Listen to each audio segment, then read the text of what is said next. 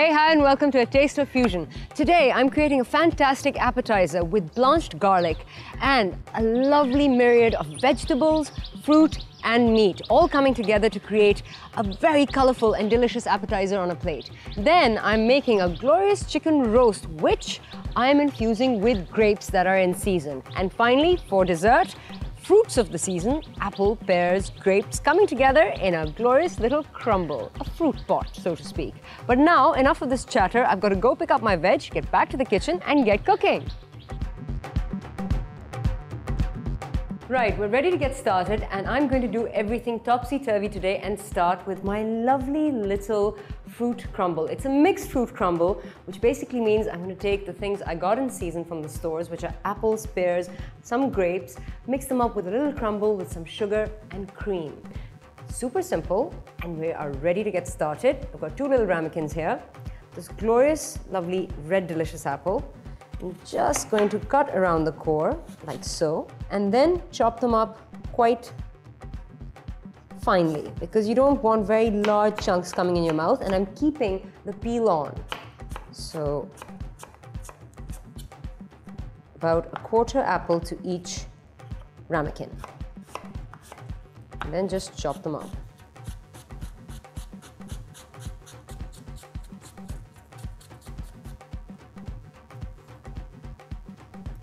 Next, I have this lovely Chinese pear here. Again, I'm just going to take off one side, keep the skin on, and do the same.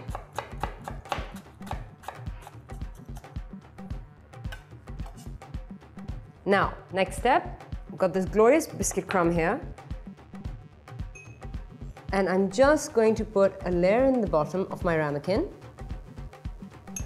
That's about 2 tablespoons. And then I'm going to take some apple, which I'm going to layer in, following that with some pear. Now, a handful of grapes, so about 12 grapes around, and I'm going to keep the grapes around the side because I want those juices to bubble up and mix or create fusion throughout the dessert.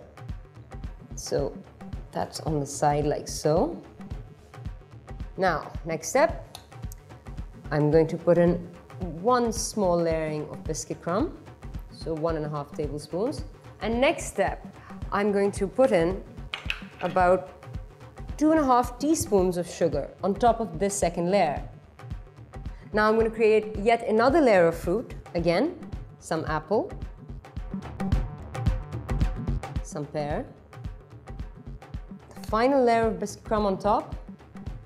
Make sure it's coated well and coming up in a slight little peak. So that's it. There's no butter, just the biscuit crumb and that little bit of sugar mixed in with fruit. And of course, I'll serve some, I'll put a lashing of cream on top of it when I take it out of the oven. But for a little fusion here, and not too much, I'm just going to take some coriander powder and I'm going to sprinkle that on to the top of my biscuit, simply because it'll create a really, really sort of smoky intensity, give a smoky intensity to this dessert. Right, so this goes into a preheated oven at 180 degrees for about 12 minutes.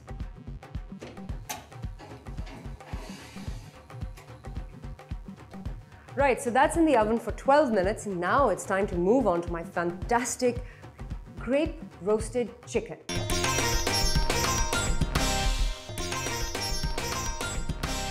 Okay, now for our main course, which is a fantastic grape roasted chicken. What are we going to do? Well, we're going to take some grapes and we're going to just layer them into the base of our oven dish like that. And then I am going to put my oven dish here so I can use my chopping board and create the basis or the vegetables that I'm going to, have as a sponge for all the juices that come off the chicken. And for that, I have this fantastic sweet potato here, which I've just peeled or scraped and washed. And I'm going to cut it into circular chips, but I'm not going to cut it very, very thick. So just about 1/2 inch round circular chips. All right. I'm just going to take these and pop them into my oven dish. Next, I have some fantastic red cabbage, again in season and glorious at this time of year. I'll just slice that up and I'm going to layer it around the side. like so. So it becomes the wall or the moat around the chicken. It's very important that you think about the construction of how you want to cook. That's also part of, the art of cookery. Next, I'm going to slice up some lovely ginger, which I'm not taking the skin off as such. The skin on will release a somewhat lemony flavor, which will sort of cut through the bitterness of ginger if we were to peel it and take it away. So try to keep the skin on because your ginger will not become bitter. Again, slice through.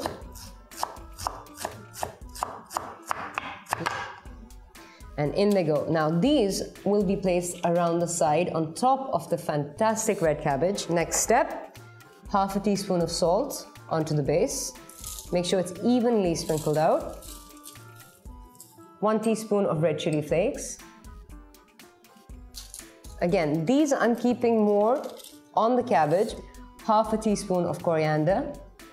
This I'm keeping for the sweet potatoes. So majority in the center. Our vegetables have been spiced up. Next, we're going to take this lovely bird. I got the chicken with the skin on because I think that this will roast beautifully in the oven and it'll release a lot of its own fat and juices, so I'll have to use very little oil. But what I am going to do is I'm going to score the back of the chicken like so. Taking my knife all the way through to the bone.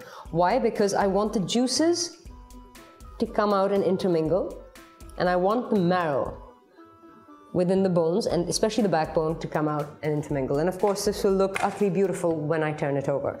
But I'm not scoring the rest of the chicken because I want to keep the skin intact. Now, I'm just going to take a little salt and rub it in to the skin. About 2 pinches all around.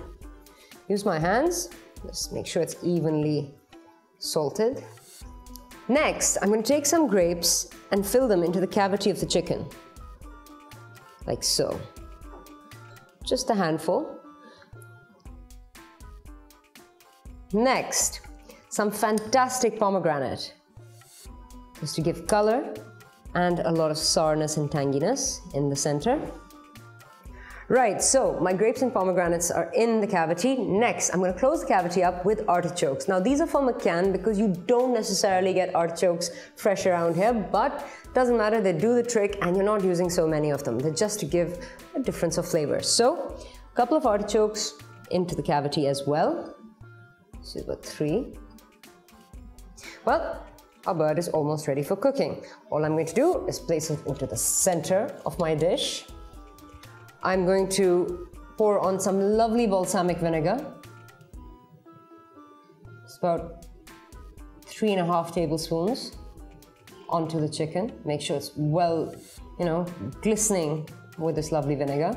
And then sprinkle on a large pinch of red chili flakes, 1 large pinch of coriander powder, and just an extra pinch of salt to make sure I get that crust working beautifully.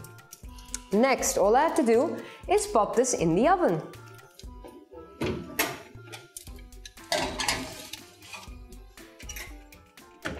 Right, so our chicken went into a preheated oven at 180 degrees and it's going to be in there for about 30 minutes.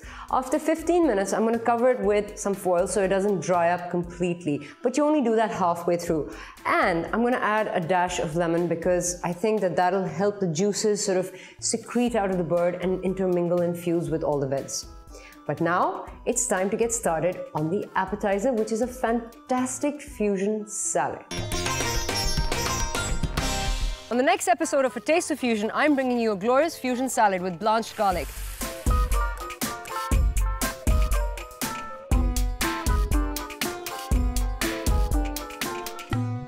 A grape-stuffed roasted chicken. And a glorious mixed fruit crumble.